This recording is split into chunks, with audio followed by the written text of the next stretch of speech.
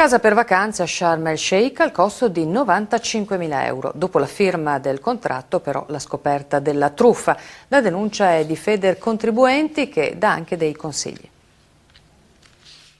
Questa è una cosa architettata in maniera molto intelligente, perché fanno credere di poter comprare una casa in piena proprietà in Egitto e di avere un rendimento. Il rendimento è solo per i primi 3 anni, come viene garantito contrattualmente, e poi nessuno più la vuole comunque in affitto, anche perché a meno di quello che chiedono si trova facilmente.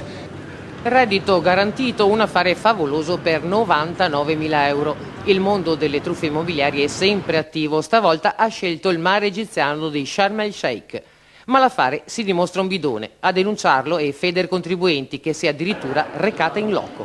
E cominciano le richieste delle spese di mantenimento dell'immobile. L'immobile non sarà mai di proprietà, perché la legge egiziana vieta la piena proprietà se non si è cittadini egiziani. Praticamente la proprietà viene garantita per 99 anni, cioè il diritto d'uso, contratto d'affitto a lungo termine, e poi va in mano allo Stato egiziano. Avete segnalazioni di tante persone che ci sono cadute? Moltissime segnalazioni di imprenditori che pensavano di fare il grande affare, e anche di parecchi VIP, cioè di personaggi pubblici, che però chiedono che non venga reso noto il proprio nome. Un consiglio agli italiani di non cadere in queste truffe, quale può essere? Quando siete in vacanza, siete rilassati, non firmate nulla, guardate, ascoltate qualsiasi proposta, non firmate nulla, prendete sui documenti, fateceli vedere a noi o alle altre associazioni consumatori, e poi vi diremo se la bontà dell'affare, se c'è o meno.